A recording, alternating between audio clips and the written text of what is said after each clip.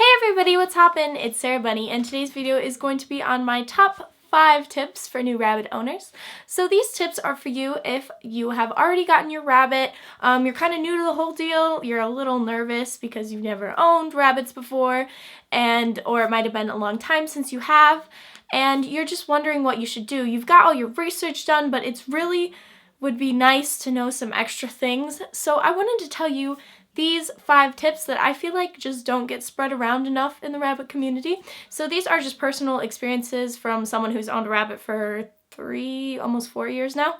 And I really hope you enjoyed this video, so let's get started. So tip number 1 is to leave your rabbit alone for the first week or so you have them. You're gonna obviously have to feed them and clean out things and give them hay, but really try to make things very calm. Maybe go by and talk to them, but you're not gonna want to go and pick them up and snuggle them and get all fun with them. That's not the first week is not the time where you decide clicker training, agility, let's go, and just let them chill and relax and get used to their surrounding. Because eventually there is going to come a point where you can do all these things and you can have all that kind of fun with your rabbit. You can do these photo shoots and fun agility and take them cool places and, put them in a stroller if you want to. But that time is not within the first week. You can still let them out to play. I wouldn't even say do those things within the first month. Just let them be a rabbit, and then you can do all the weird bunny owner stuff that you want to do with them. To an extent. My second tip is to let your rabbit out whenever you can. There's gonna come a time where you can't let your rabbit out one day. It's gonna happen because you had to work a double shift or something. So let them out whenever you can. You don't necessarily have to be up in their face playing with them, just as long as you know the area is proof. Maybe go do your homework, sit around them. But let them out as much as you can. They're not going to get bored of their surroundings if they're out all the time, trust me. You just want them to really have time to explore and have fun. So please let them out whenever you can. Even if it's just for 20 minutes, 10 minutes, they're going to enjoy that time. So just let them out whenever you can, because there might come a time or a day when you can't get them out as long as you would like. My third tip is to try out a bunch of different products. So this is not so true when it comes to pellets. I mean, there's a couple good brands you can try, different ones, but you can't switch back and forth a bunch because that will mess with your rabbit's digestive system. But things like hay, where it's kind of the same no matter what you get, except certain ones have different nutritional values. So things like hay and litter, try out different ones, find the best one for you, what's the best price, what works the best.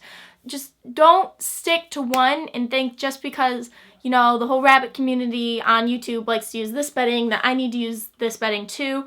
Try out different things as long as they're safe, no pine cedar clay, and then no alfalfa hay, unless they're, underage or whatever.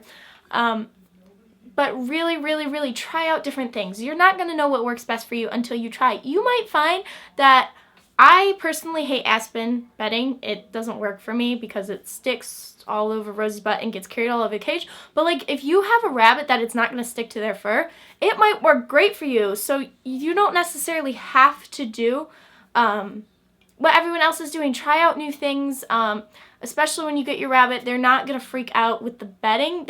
You might have to mix it in and teach them to use it, because sometimes they don't understand if you switch up bedding all the time where their litter box actually is. But try out a bunch of new things. Just try out different things as long as they're safe. You want to find the best one for you and your rabbit. Number 4. So this one might seem a little bit odd, but I feel like no one told me this before I got a rabbit. And maybe it's just supposed to be common sense, but hay will clog up your vacuums. Do not use your nice vacuum on your rabbit's cage, and you might be like, oh, that's gross, I wasn't going to do that anyways. It might clog up shop vacs if you're sucking up too much of it, but if you're sucking up something with your vacuum, hay will clog it up really bad. So will litter. They won't necessarily ruin it. It'll just take an hour of you sitting there with a pencil and trying to get it out in personal experience. So just if you're living with your parents, or you have your own vacuum, whatever, you're in your own house, do not use that nice vacuum on your rabbit's cage. It's gonna get clogged up. I can promise you that. It's really can get really bad and you just don't want to use that. So just use a shop vac or a dustpan and brush. I feel like no one told me this, is why I'm telling you this. But hay will clog up those vacuums and they will potentially ruin them. So you don't want to use like your best vacuum on your rabbit's cage. So the fifth and final tip is going to be that you're gonna screw up. This isn't easy to think about always, but you're gonna mess up. One day you're gonna wake up and realize, oh my god, I didn't feed my rabbit her pellets yesterday, and you're gonna freak out because you're a new owner and your rabbit's not gonna die. Like, it's okay. You want to avoid these things. Like, I'm gonna be honest. One time I forgot to give Rosie vegetables. Okay, just don't let these slip-ups happen all the time. If you forget them, don't get lazy and not do it. But honestly, one of these days you're gonna forget. You're gonna forget something. You're gonna forget to top up the water or something. Your rabbit's not gonna die. I can promise you. You're gonna leave the litter box and realize you haven't cleaned it in one more day than you were supposed to. Your rabbit's not gonna die. It's okay. Like, they do live in the wild, realize this. And you don't want to do these things because you're lazy. Like, don't get me wrong. You want to avoid these things. But your rabbit's not gonna die. You're gonna be okay. You're gonna screw up and it's completely okay. So I hope you guys enjoyed this video. If you did, leave a comment below. What are your tips for new rabbit owners, or what were you wondering if you are a new rabbit owner yourself? Just leave a comment. I'll get back to you. Also, give it a thumbs up if you enjoyed this video and it was helpful. And subscribe if you haven't already. We have an awesome family. We're closer to 7,000, which is very, very exciting.